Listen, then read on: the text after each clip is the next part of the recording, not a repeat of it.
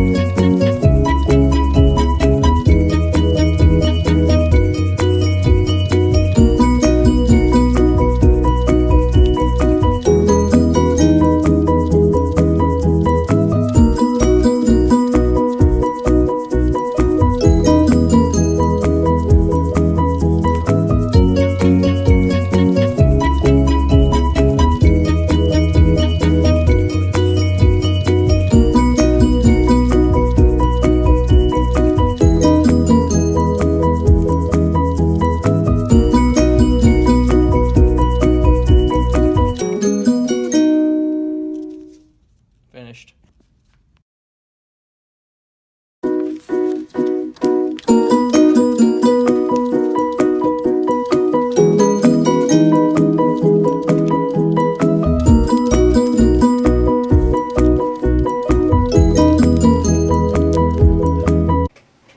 So you can see after we showed the videos that we have plotted all 4 of our lines here.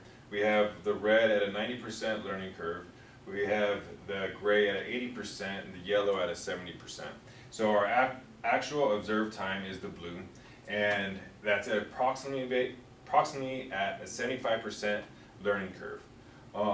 So we started at 61 seconds right here, and we got all the way down to 15 seconds.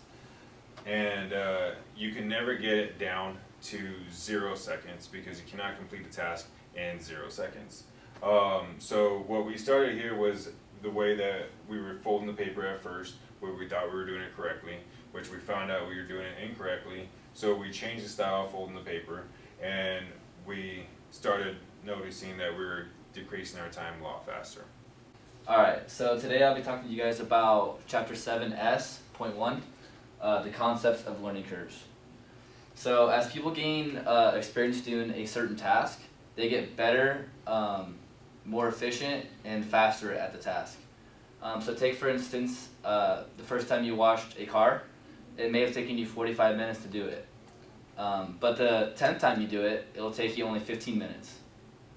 And the same principle for everything like that is the same principle that happens in production management and operations management. So that takes me into the, the doubling effect. So the doubling effect is when you double the cumulative output, and the time per unit for that amount should approximately equal the previous time. And that's multiplied by the learning percentage. So I have a little example for you guys here that we did for the one above. So if we base this off an 80% learning curve, we take the first unit, which was 45 minutes, and we double the 1 to make it a 2, and we times the learning percentage, which is 80%, by the time above it, and you get 36. And we do the same thing, we double the 2, we get a 4. We times the 80% by the answer above, which was 36, and we get 28.8. And you can keep on doing that until as long as you want. So there are 2 ways to obtain predicted times. One is a formula and one is a table of values. So I'll talk to you guys first about the formula approach. The formula approach is time to the nth unit, and that's equal to time of your first unit times n to the power of b. So the b is the natural log times your learning percentage divided by the natural log of 2. Formula 2 here is unit time factor, and if you want the time for n unit, you take, that's equal to the time of your first unit times the unit time factor you get from the table of values. I'll show you in a minute here. And then formula 3 is the same thing, where you take the sigma of time to the nth power, and that's equal to the time of the first unit once again. You times that by the total time factor you get from the table. So I have a little example for you guys today. We're going to use the formula and the table in this example. So production airplanes is negotiating a contract for the production of 20 jets. The initial jet required 400 days of labor. The learning percentage in this example will be 80%. And then we have to estimate the expected number of labor days for A, B, and C here. So A is the expected number of days for the 20th jet. So using the formula approach, we'll go ahead and plug in our unit 1, which was 400 days. We times that by the unit, which was 20th jet. And then that's the power of natural log of our percent, which is 80%. And that's divided by the natural log of 2.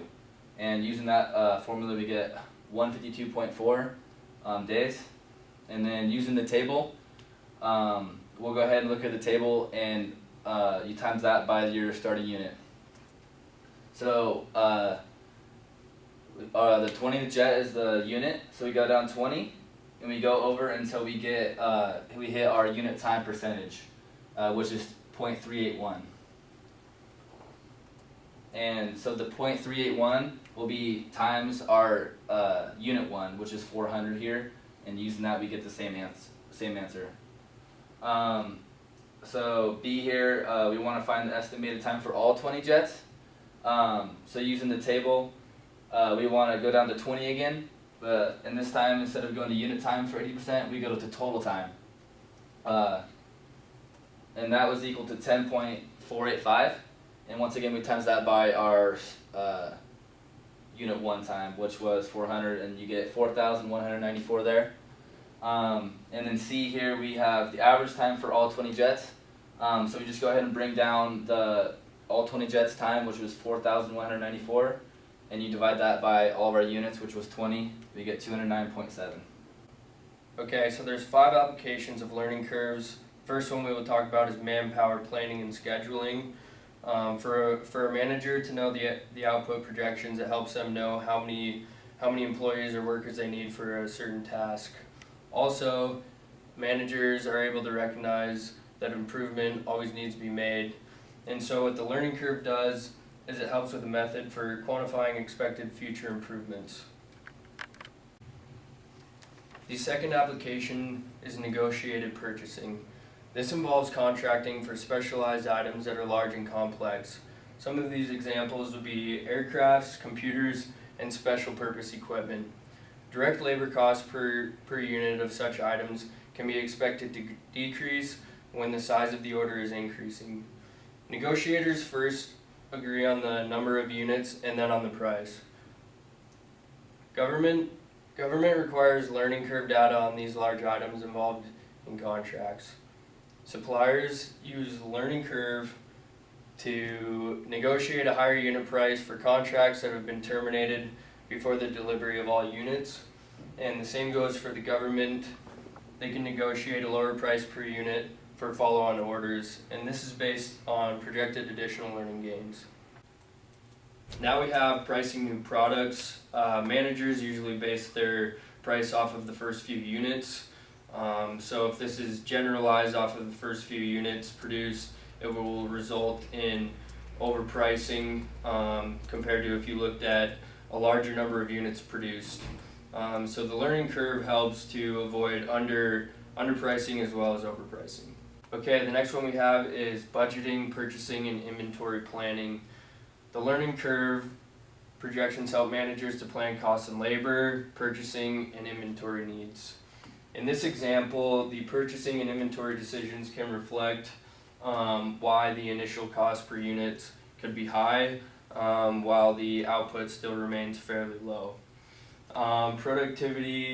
As productivity increases, purchasing and inventory actions need to be made so that they keep up with the use of materials and parts 4 output. If the learning curve is not looked at, this could result in a substantial overestimate of labor and underestimates of the rate of material usage. Okay, and lastly we have capacity planning. So this is sometimes used to evaluate workers during training periods, and the first thing we will do is measure each worker's performance, and then we will graph those results.